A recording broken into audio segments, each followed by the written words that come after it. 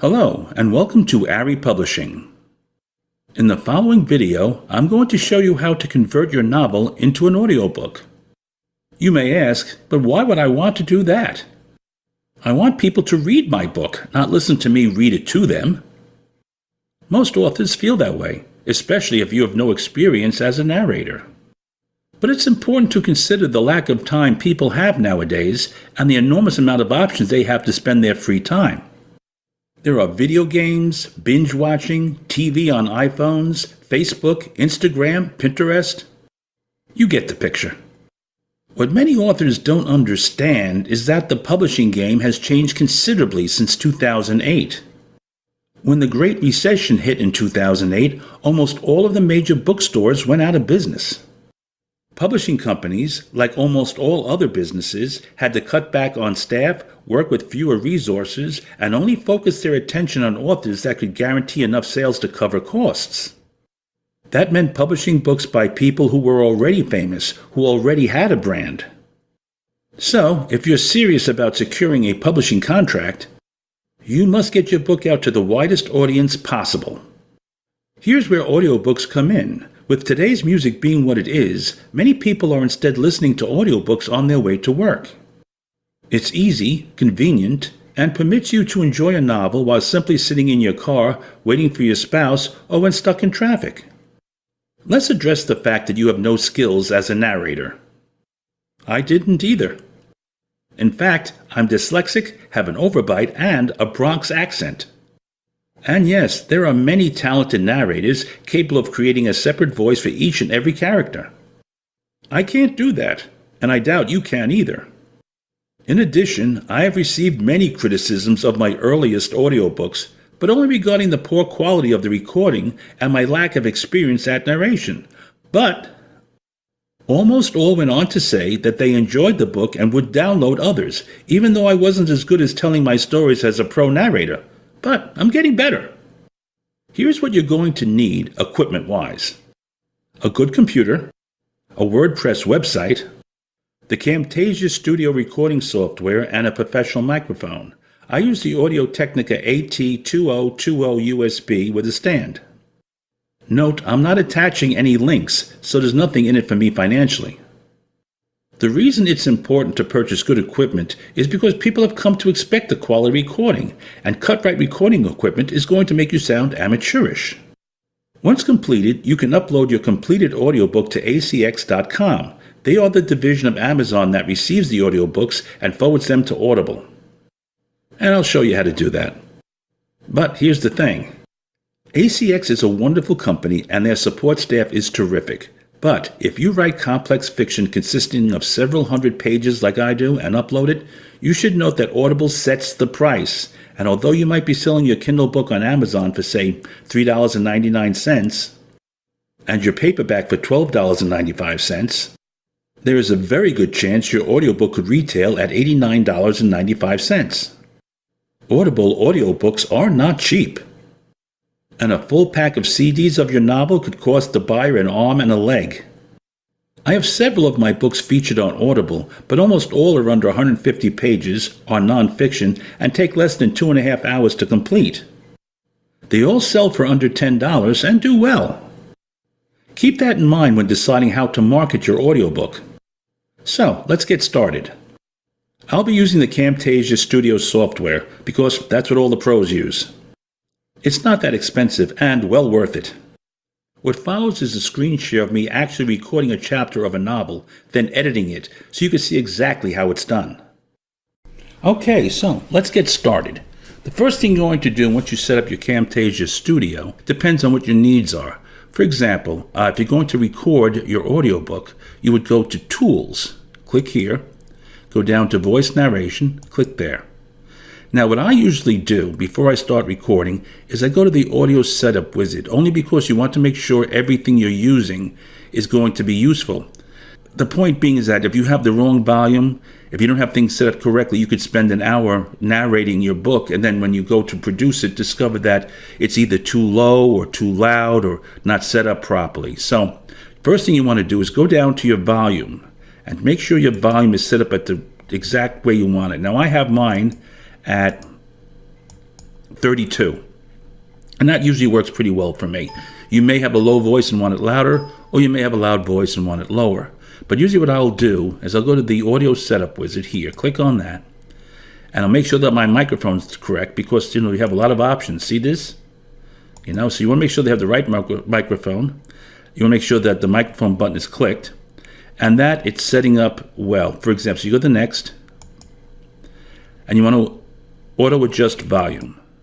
So what you do is begin speaking in 3, 2, 1, and you read this. Since the internet has grown in popularity, we can now use a high-speed network connection, and it's done. So you finish.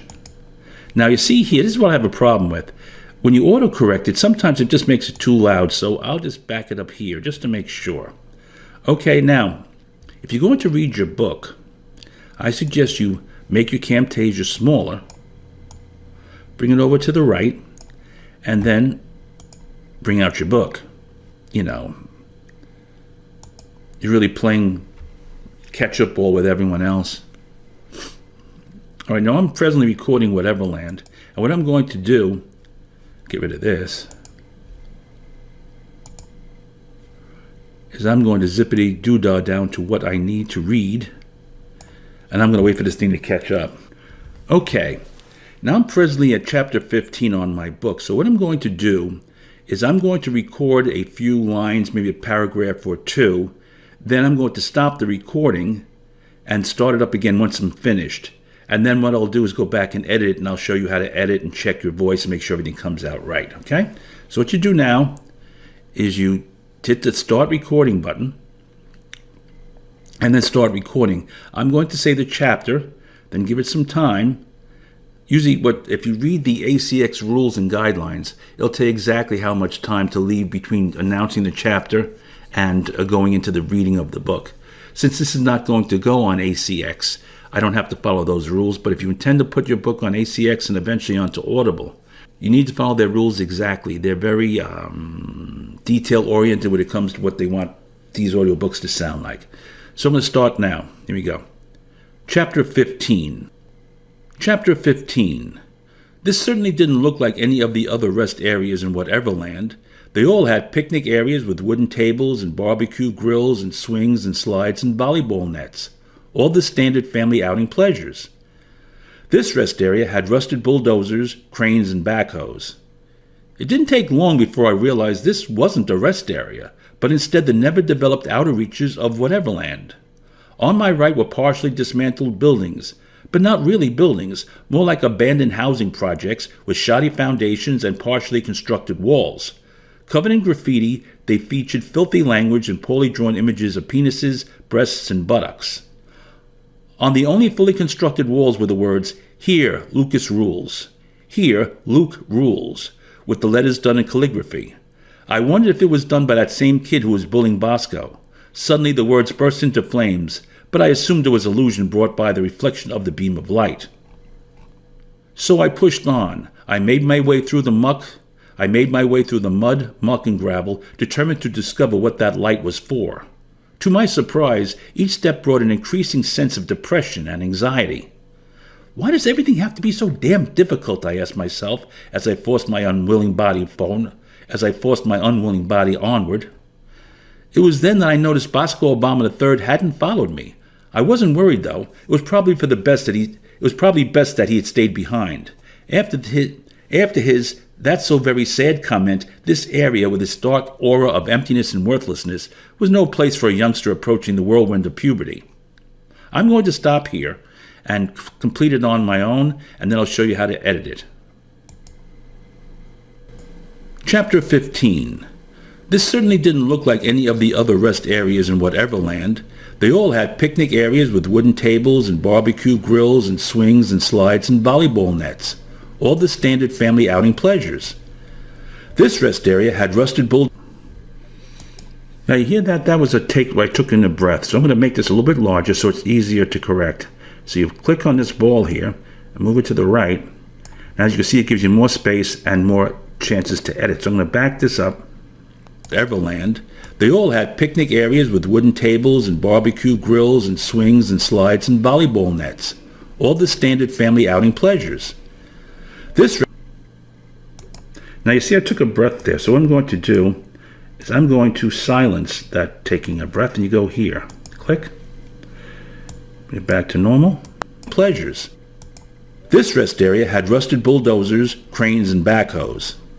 It didn't take long before I realized this wasn't a rest area, but instead the never-developed outer reaches of Whateverland. On my right were partially dismantled buildings, but not really buildings, more like abandoned housing projects with shoddy foundations and partially constructed walls. Covered in graffiti, they featured filthy language and poorly drawn images of penises, breasts, and buttocks. On the only... Now again, you can hear me take a breath. So I'm going to erase that, or actually just silence it. So you push this over here. Hit silence. Now, say for example it's too low. Okay, we'll try to get this to work properly here. Let's get this show on the road. You can make the volume go down. See? Or make the volume go up. Or fade in, fade out. But usually what I use most point is silence. Now here's another trick you should know. If you want to erase something completely, say for example, well, I think I do it pretty further along on the video, so let's check it. On the only fully constructed walls were the words, "Here, Lucas rules." Here, now you see, the word wasn't Lucas, the word was Luke, so you want to erase that. So what you do is you go here, click on the green, bring it over, then you go to this scissor icon here, you click on that, and it disappears. So you play it again. Fully constructed walls were the words, "Here, Luke rules," with the letters done in calligraphy. I wondered if it was done by that same kid who was bullying Bosco. Suddenly the words burst into flames, but I assumed it was illusion brought by the reflection of the beam of light.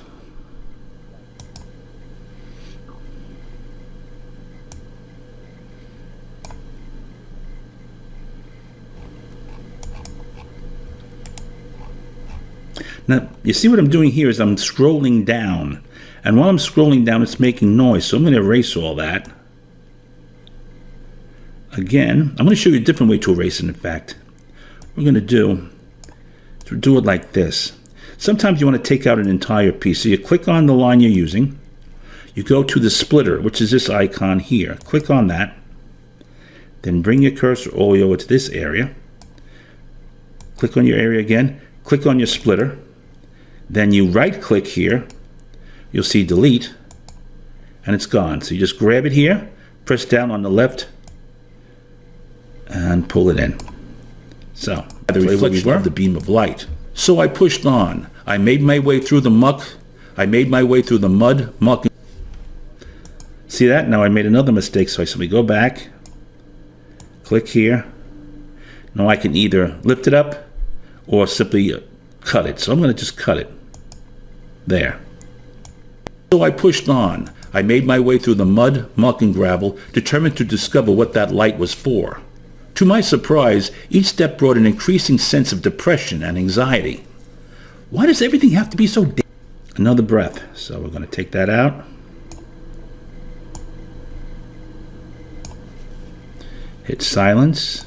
Say something here, or it comes out completely wrong and you need to take that part out by using the splitter and re-record. Or what you simply do is you move over to voice narration and you go back to start recording and you record it and you place it in the place where the errant recording was. It's really very simple. I generally just go back and forth between these two and you pretty much get everything you want to do. So we're going to continue. Why does everything have to be so damn difficult, I asked myself, as I forced my unwilling body phone, I see I'm screwing up more and more because of my dyslexia. Gotta work with the cards you're dealt, right? Cut that out. Difficult, I asked myself, as I forced my unwilling body onward. It was... Again, breathing. They don't like that at ACX. And they'll tell you to go back and fix it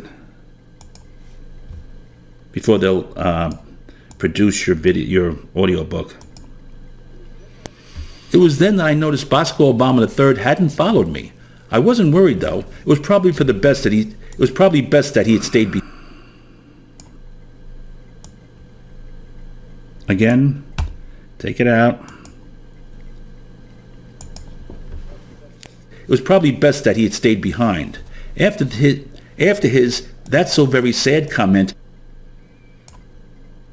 I'd like to say that I made these mistakes on purpose, but I didn't. Just the way it goes. After his "That's so very sad" comment, this area with its dark aura of emptiness and worthlessness was no place for a youngster approaching the whirlwind of puberty.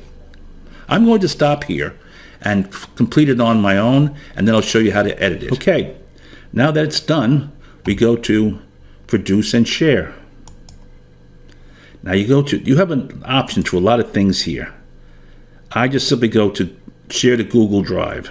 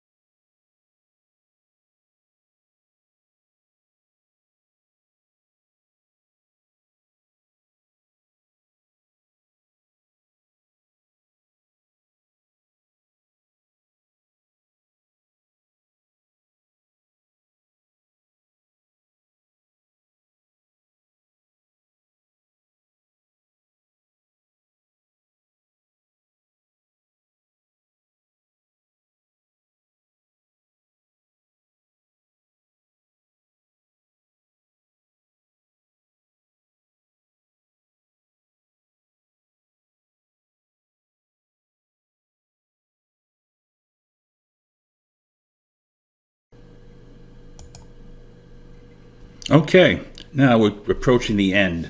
So what you want to do is what you want to do is you want to stop the recording and produce and share it. So you go to the white Camtasia box, click on it, go to Stop. I've shown you enough to get you started. Should you decide to get Camtasia, note that it has a full tutorial video that will show you how to use Camtasia's many features. I'll be creating a video on how to upload your audiobook to ACX.